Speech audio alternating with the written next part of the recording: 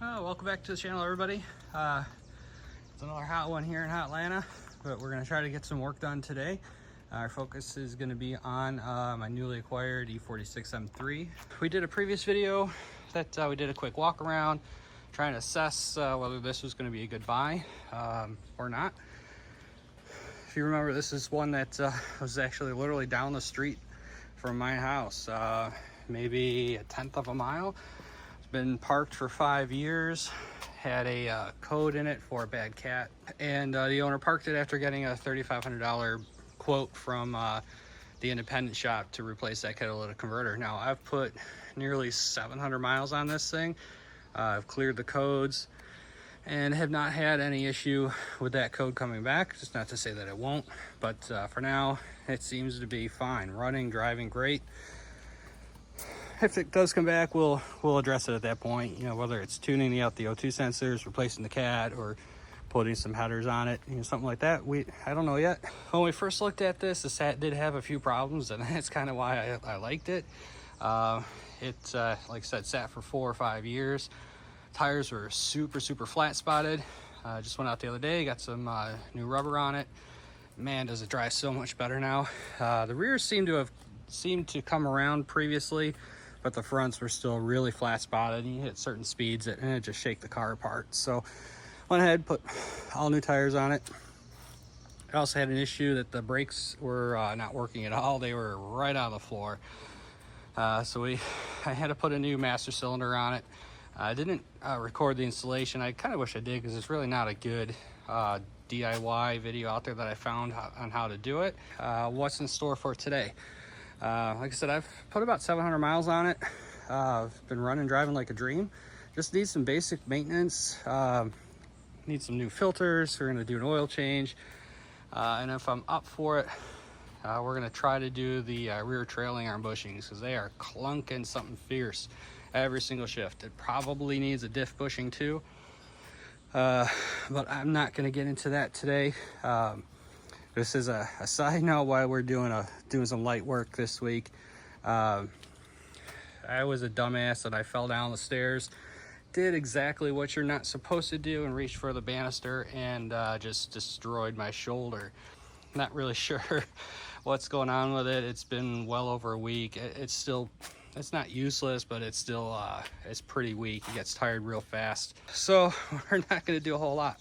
But let's go ahead and get in the car. As you see, the remote function works, which is not super common on E46s. A lot of times the batteries die, door lock actuators go bad, central locking goes bad in the general module, the GM5. So it's nice that this one is working. So as you see, this is I don't know if you can see in the sunlight here, but this is carbon Schwartz, real dark blue metallic over cinnamon interior, obviously a vert, and it has the wiggle stick and 3 pedals. So this is a really good find for not a lot of money. But let's just go do a quick drive. We weren't able to do that in the last video, mostly because it didn't have brakes. So now that she's running and driving just fine, let's go take her out. All right, let's do a cold start here. Starts right up. You see she's cold. Love the little colorized tachometer there. Tell you, stay out of the fun zone until I get some temp. This also has the factory nav and 6-disc changer on the back, and I absolutely love this. Tilts down, and there is a cassette player in there. Yep. And you see I have one of my mixtapes. See, I have one of my mixtapes in there from back in the day. I'm trying to find more of them. I'm sure they're somewhere. But this is just a cool little thing. Like, I want to replace it because I want CarPlay, but at the same time, this is just a cool bit of retro kit. And you know, you can see that the screen does have some dead pixels in it. You can get new screens for them, so that's not a huge deal.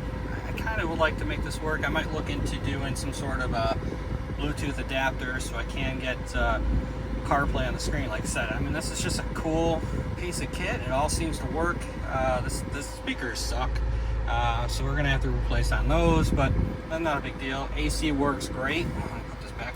Well, maybe we don't want it on auto because you won't be able to hear me, but I'm gonna leave the top up. currently 88 degrees out, and while I do run around sometimes with the top down like this, I want you guys to be able to hear me and hear the car. See, we've already warmed up a little bit. I'm gonna get you out on the road and take this for a quick drive. All right, we're going down on the local roads here. Just warmed up a little bit, and I just want to kind of show you the clunking that's going on in the back end. You can get off throttle, you hear that slam. Yeah, that's something that we've got to address. It does even when you shift, so it definitely needs some quick attention. And I do have receipts where they've taken this to the dealer to inspect the clunk noise, and they said it's the rear trailing arm bushings, then they're slapping the frame. It could be. It definitely, they're definitely wore out. I mean, this thing's got some wag the dog moments here and there where rear end kind of wants to do what it wants to do, and you know, you hit a weird spot in the road and it just pulls the car. So it definitely needs them, but I have a feeling that it actually it also needs the front diff bushing. This did get a rear cover installed at one point.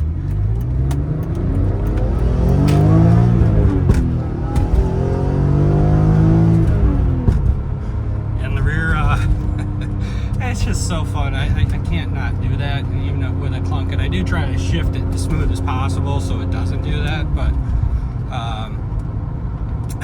it's just so fun to give this thing a squirt.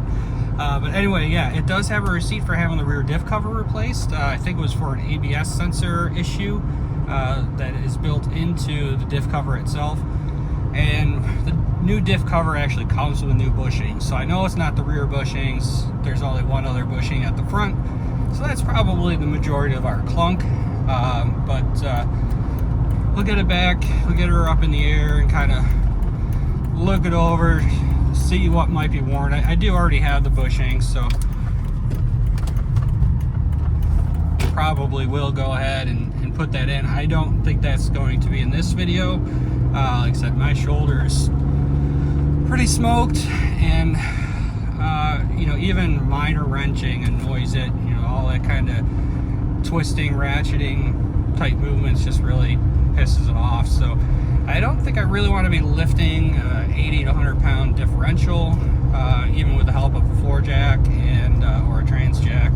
It just is not going to be fun.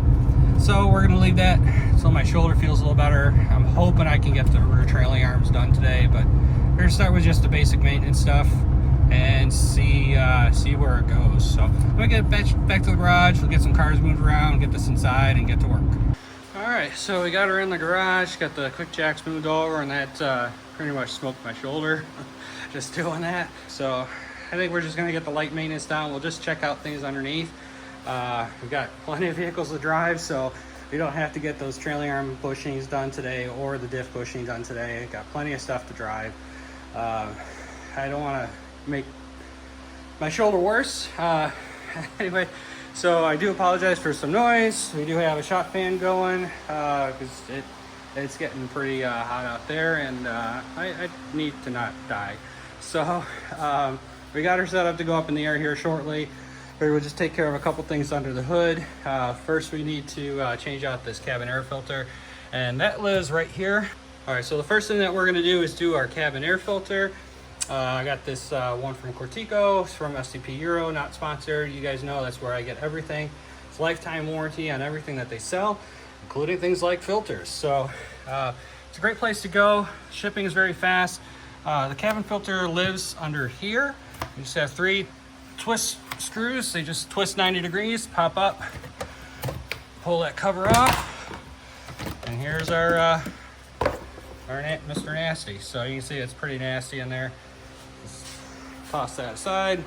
So we got our new filter here. You'll see on, well, if you can see, there's little tabs on one side of the filter that's not on the other. Those tabs go down, and then we just try to slide her in here. And you'll feel it kind of lock into that little groove in the housing, so we are good. Now we can put our cover back on.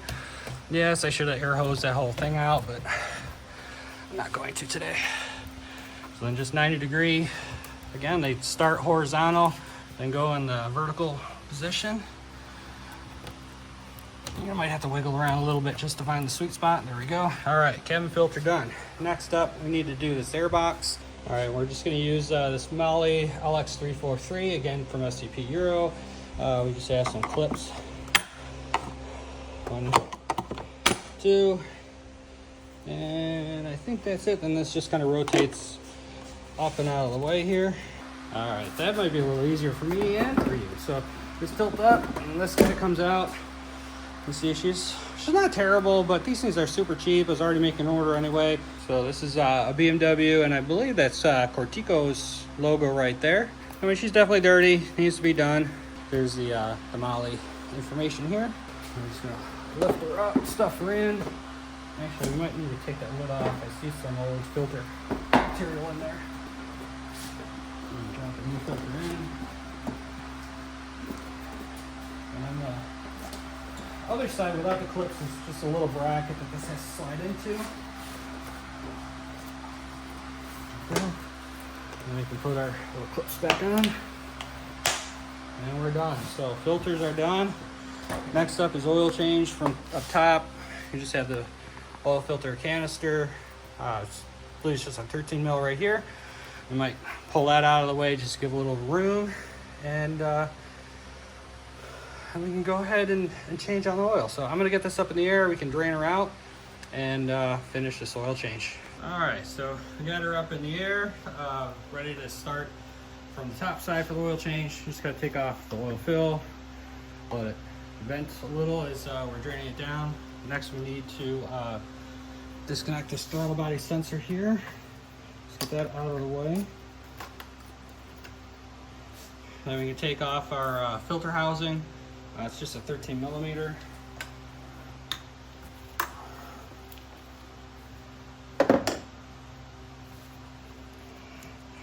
Should have done this before we went out on our test drive. This looks nice and hot, and that came out on the bottom, so that's always helpful. Take this out. Ooh, that's hot. Pull that off real quick.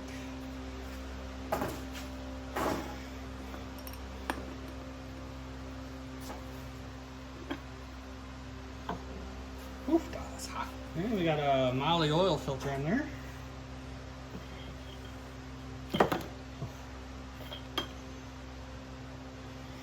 And we tell that it's been parked by the way that it is. So that is June 16th of 16 when this filter was made. So the last oil change was done in 2017. But like I said, guys, this car's been parked for 4 or 5 years. And even in the 2 years, a little over 2 years that the previous owner owned this, it only had about 2,000 miles on it. I still recommend doing once a year, even if you're not putting a ton of miles on it. It's cheap insurance, gets all the moisture and stuff out. Oh, all right, now we can go underneath. All right, so first peek under here, just some light sweatage, you know, minor oil leaks from over the years. I haven't taken these skid pans down yet.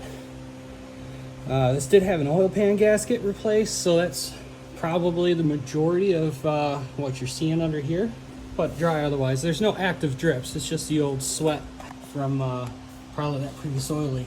So what we're after here is there's a 6 millimeter Allen. That's your drain plug. There's usually a plastic cap right here. A lot of times they're missing. I'm actually surprised we've got all our under trays under here so far. We'll go back a little bit again, just a little damp, probably just blow back from, you know, whatever previous oil leak.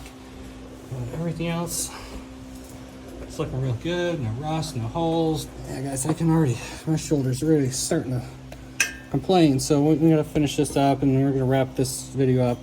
Just take a look at the flex disc. Kind of hard to get a good angle and light for you guys, but it looks good. I don't see any cracks. Exhaust looks good. It's all original exhaust. You see front of the diff back here is nice and dry. And here you can see our new cover. So these covers actually do come with the upper mounts installed. You can replace them, you can put poly in there. I've thought of it. But this car is really, I think my goal is just to keep it fairly OEM, maybe a little OEM plus, and I want it comfortable. I don't want to transmit all that NVH into the cabin. So we're probably just going to stick with OEM. Up here you can see our rear trailing arm. There's the bushing up there. It's not easy to get the camera in there. I mean, they don't look great, and I don't have a pry bar on me, but I'm sure that they need to be done. Like I said, the back end wanders pretty good, but I don't think that's our clunk. Now these lower control arm bushings look good. These upper ball joints look okay. I mean, they probably all need to be replaced. You know, this is a 22-year-old vehicle, and you know, typical BMW rotors. The subframe looks good.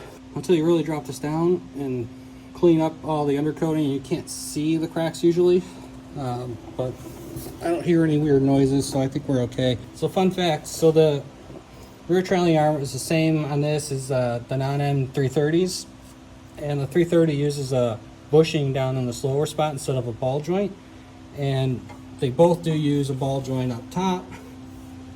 Get you in there and get light on you, but there's the ball joint up top. You can put ball joints in both locations, which is what I've done on my 330 Ci that I autocross with. But the rear trailing arms are exactly the same. Upper control arms, lower control arms are the same between the two. And these are the original struts. So they do still ride very well, but probably need an upgrade at some point. And what I'm looking for, that is the front diff mount. Well, what used to be the front diff mount.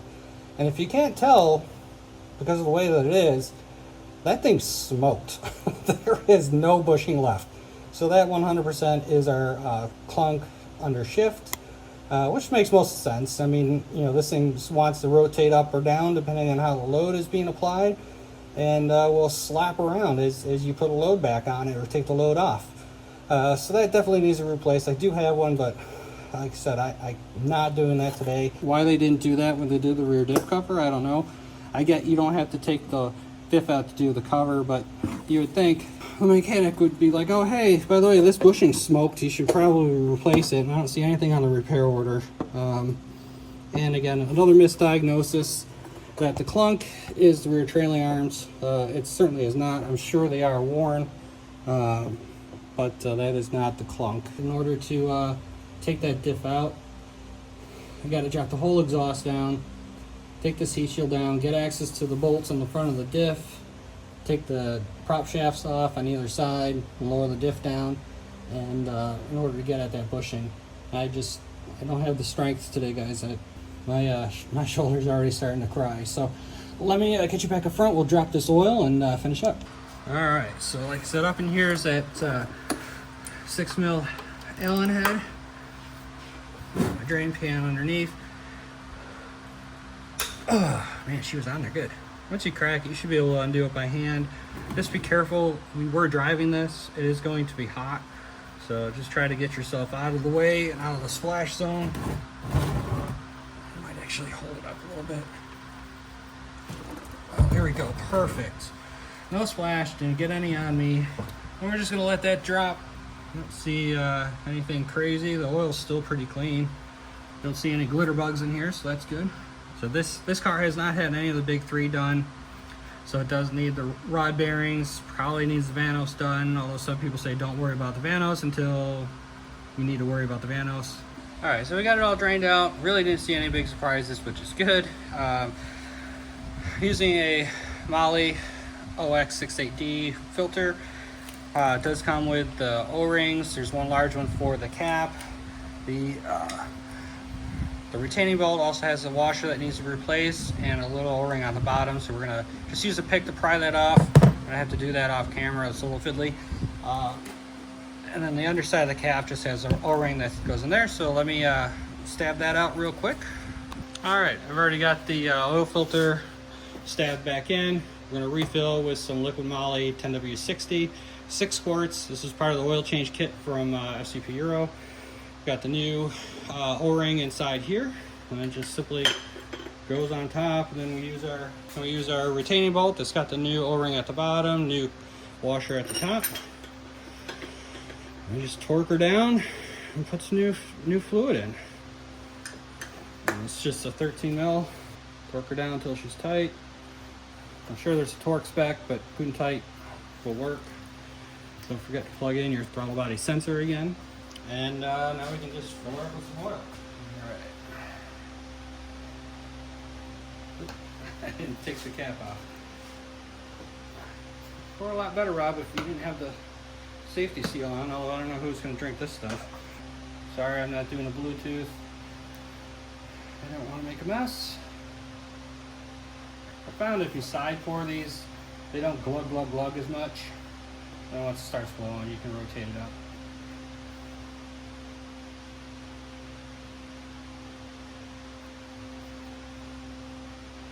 These ones don't have a safety seal, so these must be okay to drink, not the 5-quart jug.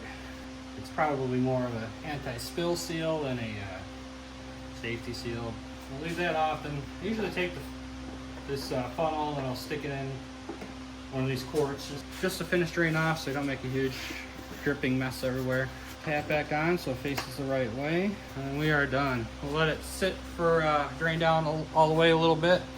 We'll check our level here in a minute. This does have a clear reading, low and nominal, so you want to be somewhere in there, obviously. But the non-M, the M54 dipsticks, they suck. They're just so not easy to read. And you can see we're fully wet. All right, so we got our oil filter here. I'm gonna do a little dissecting just to make sure nothing's in there. So I think first, grab my dullest utility knife here so we can cut all the way around it. All right, well, we got the one side off. You can get cut most of the way through and then just kind of pry it off. Just try it with this side.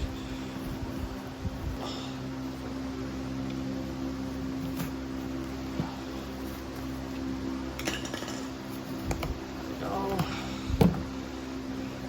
Take the center out. Now we got our accordion. So let's see. I think she's looking pretty good. I don't see any sparkles. I don't see any chunks.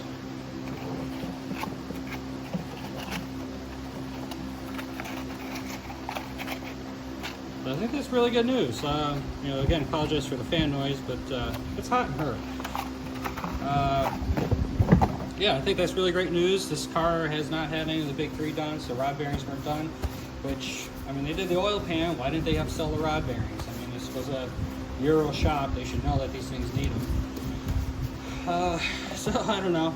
Maybe they recommended it, but didn't notate it on the repair order. I don't know, but that all looks good. So it makes me feel good until we can get to do the rod bearings on this, probably this fall or this winter.